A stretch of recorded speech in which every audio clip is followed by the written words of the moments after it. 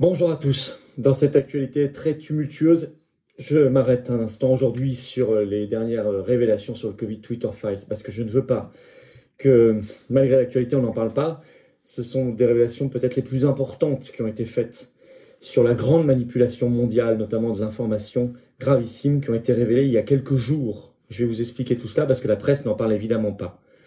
Dans le même temps, une loi très importante de transparence prise aux États-Unis. Et dans le même temps, le professeur Raoult qui sort du silence et qui fracasse aussi la propagande covidiste. Vous savez que ce sujet, il faut que nous ayons la vérité. Il faut que nous ayons la justice. Et donc, je vous en parle aujourd'hui. N'hésitez pas à relayer cette vidéo, c'est très important. Pour cela, vous pouvez vous abonner à la chaîne. Cette chaîne YouTube, petit bouton en dessous, vous cliquez sur s'abonner, c'est instantané et c'est gratuit. Et je vous le rappelle, plus vous êtes abonné, plus ces vidéos sont recommandées à de nouvelles personnes plus facilement. Donc, grand merci à ceux qui se sont abonnés récemment à la chaîne.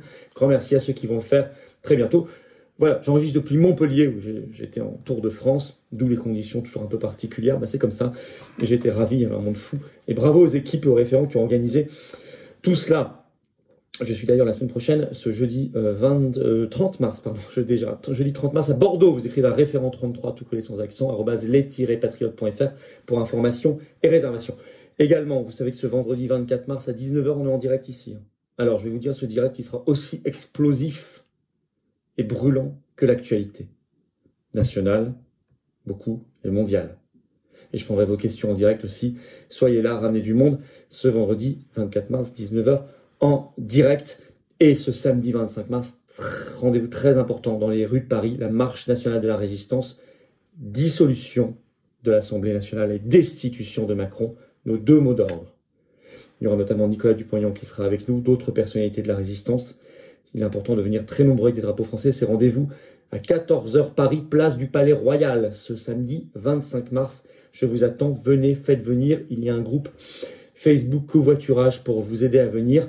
Il est important qu'on soit extraordinairement nombreux, surtout dans les circonstances explosives que nous sommes en train de vivre. C'est la seule solution, la seule sortie de crise par le haut, bien évidemment. Voilà, je vous attends, patriotes. Ça aussi, c'est sortir de crise par le haut, c'est ça. C'est cette carte orange d'adhérents ou de réadhérents patriotes. Si votre adhésion n'est plus à jour, c'est à plus d'1 an, donc n'hésitez pas à penser à réadhérer. Ça n'a rien d'automatique, c'est à vous de le faire. Pour adhérer ou réadhérer, c'est facile, c'est le même lien. C'est le premier lien que j'ai mis sous la vidéo en description. J'ai mis également le lien en commentaire épinglé, une petite fiche maintenant sur l'écran. Et en fin de vidéo, vous pourrez cliquer directement sur l'écran. Pourquoi être adhérent? Parce que c'est le premier mouvement souverainiste de France, parce qu'on se bat pour des belles valeurs de liberté, de vérité, de souveraineté, de dignité, de paix. On a besoin d'être nombreux. Et parce que nous sommes face à l'oligarchie, et parce que quand vous devenez adhérent ou réadhérent, vous êtes mis en relation avec des gens qui, comme vous, près de chez vous, pensent la même chose que vous, et vous sortez peut-être d'un sentiment de solitude et d'isolement qui fait du mal. Eh bien, non. Je pense qu'il faut aller vers le bien. Nous le faisons ensemble, et on se bat pour nous, les générations qui viennent. Vous pouvez également faire un don de soutien aux patriotes. C'est important, on n'a pas reçu jusqu'ici un seul centime de financement public ni d'aide des banques. Or, on fait, ça coûte une fortune. Eh bien, les dons, pour faire un don, c'est facile. C'est le deuxième lien sous la vidéo en description directement.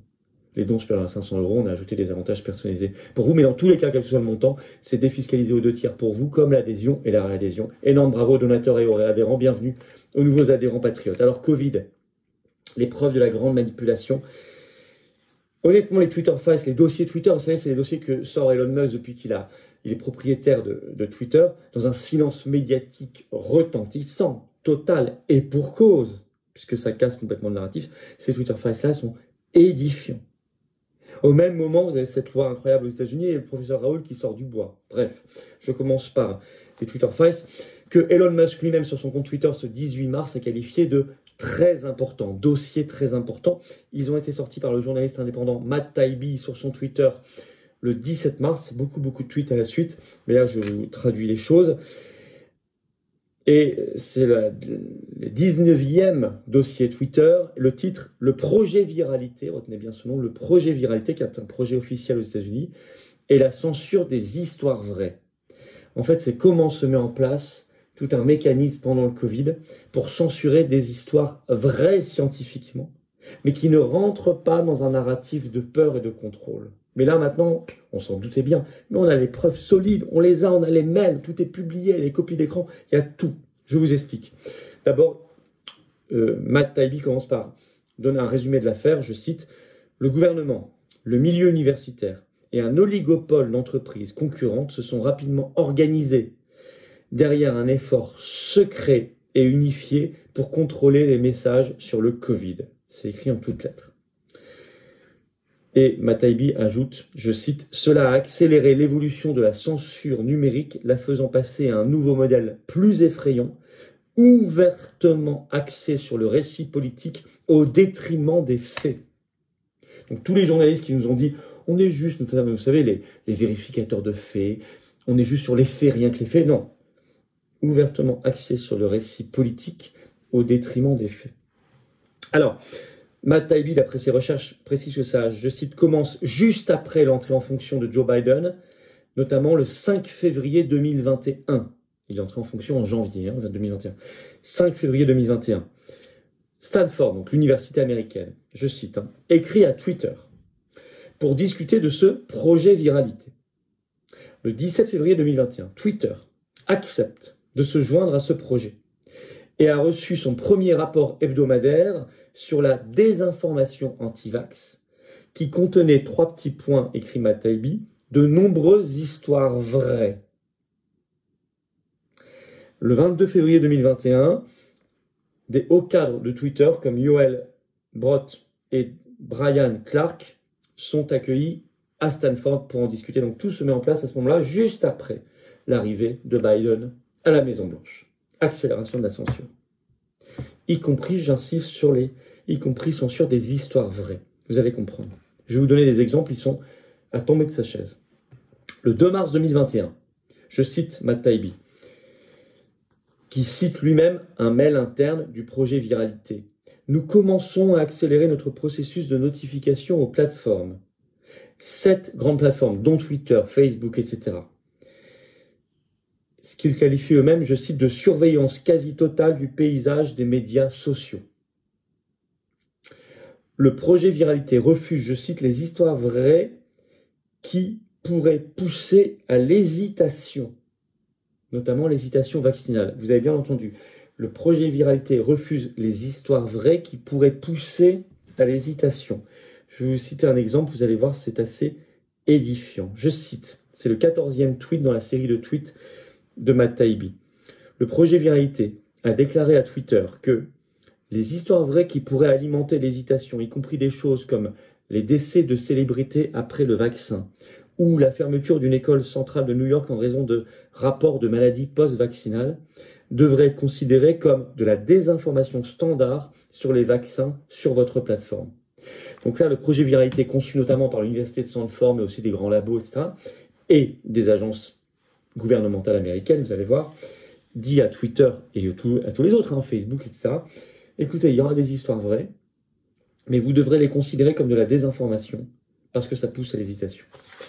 Je vous cite un deuxième exemple. C'est le 16e tweet dans la lignée de tous les tweets de Matt Taibbi. Je cite, le projet Viralité a régulièrement présenté de vrais témoignages sur les effets secondaires, comme de la désinformation. Des histoires vraies, par exemple, de caillots sanguins, des produits AstraZeneca, à une histoire du New York Times sur les vaccinés qui ont contracté la maladie du sang nommée thrombocytopénie. Eh bien, tout ça, c'était présenté comme de la désinformation. Et ils vont même plus loin.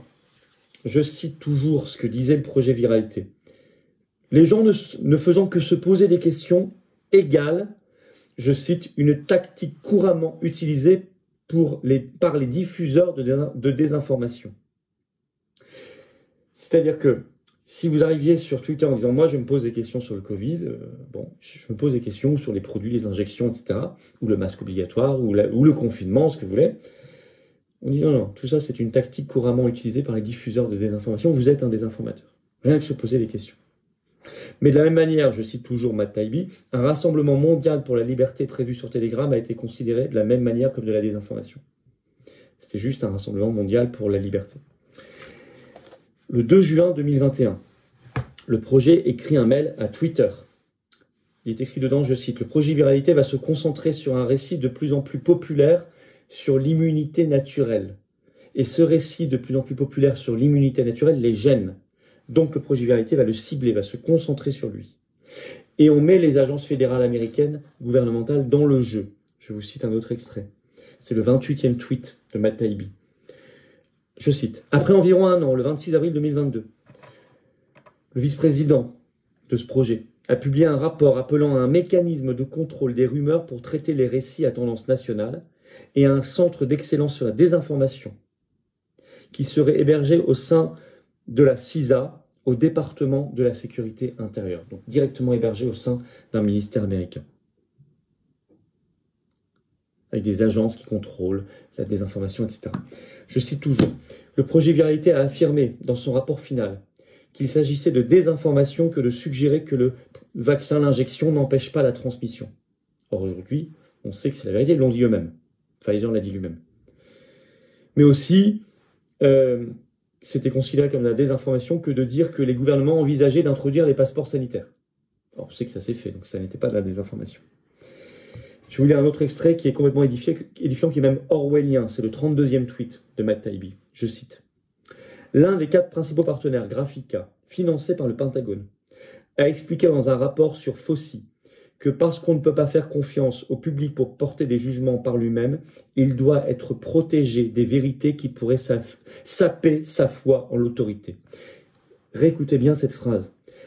Puisqu'on ne peut pas faire confiance au public pour porter des jugements par lui-même, il doit être protégé des vérités qui pourraient saper sa foi en l'autorité. C'est écrit en toutes lettres. Ça, c'est du Orwell dans le texte, mais c'est la réalité. Au même moment, voilà pour ce Twitter Files, vous en conviendrez avec moi, assez incroyable. Mais faites-le circuler, c'est important. Abonnez-vous à cette chaîne, par exemple, petit bouton en dessous, vous cliquez sur s'abonner, c'est instantané, c'est gratuit, je vous l'ai dit, ça fera mieux circuler ces vidéos, et notamment celle-ci qui est importante. Mais au même moment, le 14 mars, le 15 mars, sur son compte Twitter, professeur Raoult met des choses fracassantes. 14 mars, tweet, qui est toujours en ligne bien sûr. Hein. Les masques, le confinement, n'étaient pas basés sur la science, mais sur l'autorité politique.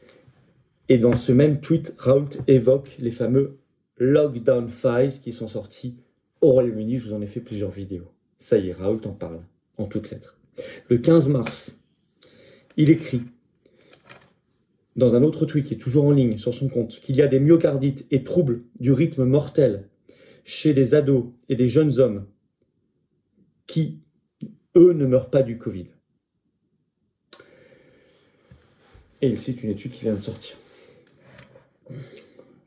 Donc là, on commence à entrer vraiment dans le dur.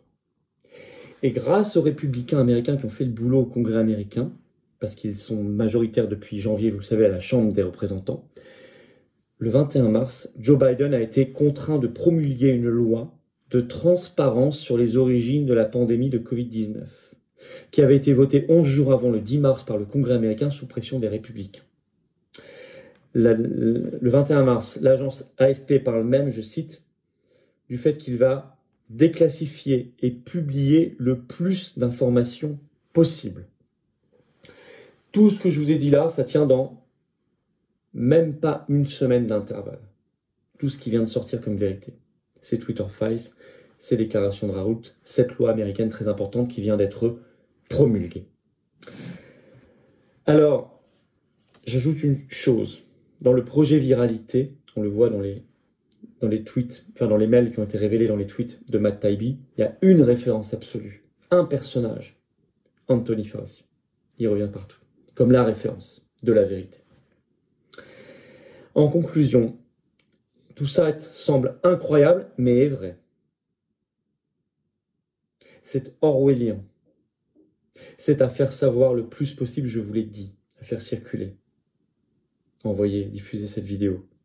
Je vous signale qu'on a le même orwellisme aujourd'hui sur l'Ukraine, où il y a le bien et le mal, comme à l'époque. Et il y a sur l'Ukraine, comme sur le Covidisme, il y a la désinformation. Ce sont les mêmes processus, ce sont les mêmes méthodes, ça s'appelle le mondialisme. Il faut les casser, il faut les comprendre, il faut s'en libérer. Pour ça, il faut être au courant.